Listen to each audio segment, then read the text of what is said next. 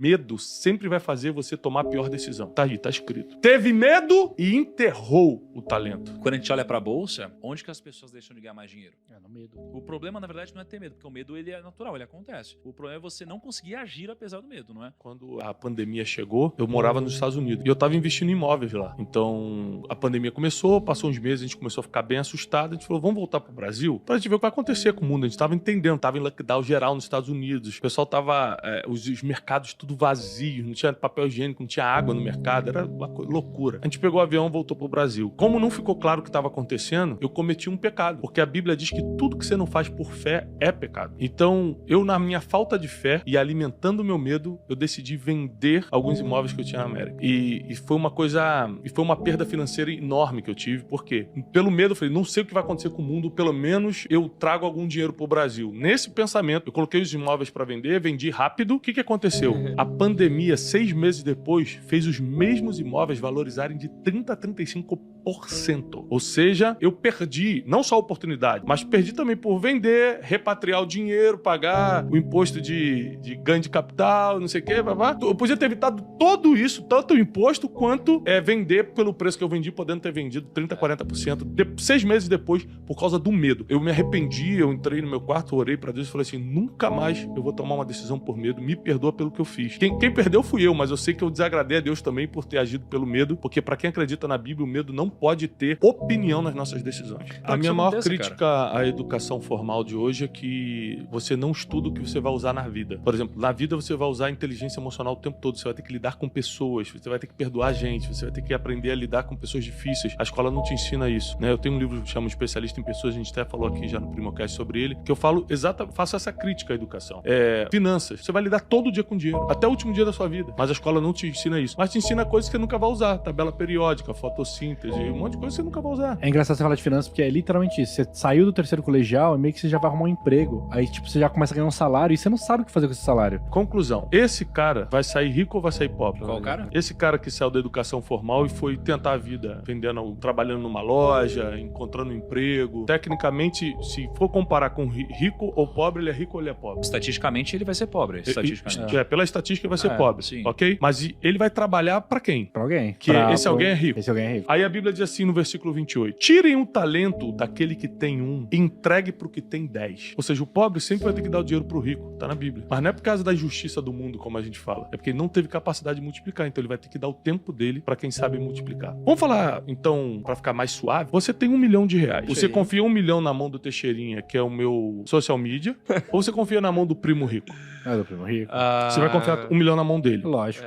Entendi. Então, peraí. Quando você tem que confiar algo teu, você confia na mão do rico. Sim. Você confia na mão de quem administra. Você confia na mão de quem tem 10, não de quem tem 1. Então, a gente tem que lembrar que por mais que seja duro escutar isso, porque não é fácil escutar isso que eu tô falando. Porque as pessoas ficam ofendidas porque elas se veem nessa realidade, ela não consegue sair dali. Mas a verdade é que a própria Bíblia fala no versículo 28, teu castigo vai ser o seguinte, você não conseguiu multiplicar o talento, então o talento que estava contigo não vai ser perdido não, meu irmão. Passa pra mim e eu vou dar pro que tem 10. Então o que tinha 10, na verdade ficou com 11. Então ele tira do que tinha nada e dá pro que tinha mais. Então, voltando, quem tem mais vai ganhar cada vez mais, quem tem menos vai perder o que tem. O que muda o nosso jogo? Thiago, tô entendendo. O que muda meu jogo, além de ter fé em Deus? Aumentar a sua capacidade. Esse é o que muda o jogo, segundo a Bíblia. Quanto mais livros você ler, quanto mais podcast você escutar, quanto mais palestra você participar, quanto mais mentoria você entrar, quanto mais pessoas que entendem mais do que você sobre a vida ou sobre um assunto específico você caminhar, mais você vai aumentar a sua capacidade. Deus queria fazer um milagre na época de um profeta chamado Eliseu. E existiu uma viúva que não tinha mais o que comer em casa. A viúva procura Eliseu, fala o seguinte, os credores vieram aqui, vão tomar meus filhos, eu não tenho mais o que comer, não tenho mais com o que pagar minhas dívidas. Fala o seguinte, pega umas vasilhas e enche de azeite. Aquela viúva sai pegando vasilha com os vizinhos, e enquanto ela trazia vasilha, o azeite enchia. Então era uma multiplicação sobrenatural que estava acontecendo, que o azeite valia muito dinheiro. Então ela estava com várias vasilhas de azeite. Aí a Bíblia diz assim, quando acabou a vasilha, o azeite secou, parou de encher. Ou seja, enquanto você tem capacidade de armazenamento, o milagre pode acontecer. Quando para a sua capacidade, a bica espiritual fecha, a torneira espiritual fecha. Então, tanto levando para o lado espiritual, quanto para o lado natural, quanto maior for a sua capacidade, mais oportunidades, mais chance você vai ter. Você concorda comigo, Nigro, que uma das habilidades que diferencia quem tem sucesso e quem não tem é a capacidade de lidar com pressão? Acredito que se formar no caótico. Com certeza ajuda. Tipo assim, se pintar um problema agora, assim, caramba, deu um problema na empresa, você vai lidar de uma forma, um cara que não tem um negócio do teu tamanho, que não trabalha que você trabalha, vai lidar com outro, o cara vai infartar, com coisa que você vai resolver em uma hora. Porque a habilidade de lidar com a pressão, faz você resistir a certas dores, você já não se importa com certas notícias, você sabe qual é o caminho pra sair. Outra coisa, quem foge de problema, foge da riqueza. Então, quando ele enterra o talento pra fugir de problema, não quero bater de frente com esse cara que é duro, ele abre mão da riqueza. Quem encara problema, e principalmente resolve o problema dos outros, é quem encontra o caminho da prosperidade. A gente gravou um dia desses com a cofundadora do Nubank. E aí, a gente perguntou assim, como ter clientes que amam a sua empresa? E ela disse assim, simples, resolva uma dor muito importante para o seu cliente, né? Então, assim, fugir de um problema significa fugir da resolução de uma dor, não é? E se eu conseguir resolver uma dor, eu tenho também um prêmio muito alto. Então, o que esse cara fez foi exatamente o oposto disso. Até voltando no exemplo que eu dei do Teixeirinha, social media,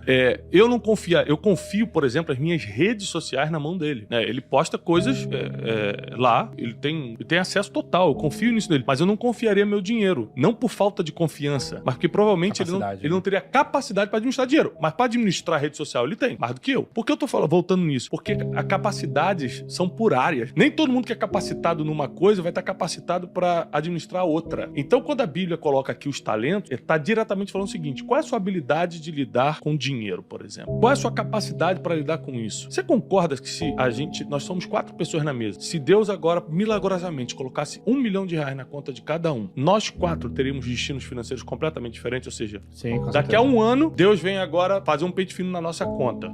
Os 4 vão tratar o dinheiro de forma diferente. E quando a pessoa, às vezes, ela recebe um talento e ela não se sente capaz, ela tem a capacidade, mas ela não se sente segura com isso. Ela fala, cara, eu acho que eu não sou capaz de segurar problema emocional, Aí é emocional, não é? Por exemplo, biblicamente falando, Deus nunca vai te entregar o que você não possa fazer. Você não tem a capacidade pra fazer. Até mesmo esse cara que recebeu 1, ele tinha capacidade de gerar 2. Claro. Só que ele não tinha emocional pra gerar 2. Exatamente. Ele teve medo. Deixou claro que o problema foi emocional. Deixou claro. A Bíblia deixou claro. Tive medo e enterrei. Outra coisa, na velocidade que ele enterrou, ele já tava com tudo programado. Ele já tava assim, cara, quando ele viu distribuindo, ele falou, quando chegar a minha vez, irmão, já até sei o que eu vou fazer. Vou deixar guardadinho, que eu não consigo lidar com essa pressão. Eu não consigo resolver esse problema. É melhor eu devolver, porque aí não passo por ladrão, não passo pelo cara que deu prejuízo. Ele já foi pro pior. Mentalidade negativa, mentalidade limitada. O cara que recebeu 5, ele foi correndo resolver já. Foi correndo resolver. Mas por quê? Porque ele já sabia qual era o caminho. Você só corre quando sabe qual é o caminho. Quando você não sabe qual é o caminho, você vai devagar. Ele correu porque ele já sabia qual era o caminho da multiplicação. Então, a sua capacidade determina a velocidade que você vai multiplicar as coisas. O problema das nossas emoções é que o medo paralisa, a comparação destrói em câmera lenta, você não percebe que está sendo destruído. Então, todo sentimento negativo geralmente é a causa das tuas falências emocionais, espirituais, financeiras, familiares. Eu sou uma pessoa que prega que tudo tem jeito. Acho que tudo que você está vivendo em casa tem jeito. Teu problema emocional tem jeito, você acha que é espiritual tem jeito, seu problema financeiro tem jeito, sua falta de capacidade tem jeito, sua falta de habilidade para se comunicar ou para lidar com a pressão tem jeito. O problema é se você quer realmente mudar o seu destino, se você quer realmente transformar o seu futuro. Para isso, você precisa estar disposto, a partir de hoje, a aumentar a sua capacidade. Um dos maiores problemas do ser humano é que os seres humanos não sabem o que querem de verdade. Não sabem o que querem de verdade. Porque se soubesse, estava hoje aumentando a capacidade para ter isso que eles desejam. Para mim, o mais importante é que todo mundo recebe um talento. Você pode achar que Deus esqueceu de você porque ele só te deu 1. Mas um dia você pode ser a pessoa que recebe 5. Mas multiplica esse 1 primeiro, porque a própria mensagem aqui que nós lemos diz que quem for fiel no pouco, o Senhor vai colocar sobre o muito. O pouco que você tem, e às vezes você está desprezando, é muito para quem não tem nada. Então pega esse pouco que você tem, aumenta a tua capacidade para multiplicar isso. Porque esse pouco vai virar um poucão, esse pouco vai virar algo médio, daqui a pouco você está sobre grandes coisas. Deus não é injusto. Ao contrário, ele é um Deus de justiça, mas ele dá o que você pode administrar hoje. O que está na sua mão hoje, multiplica.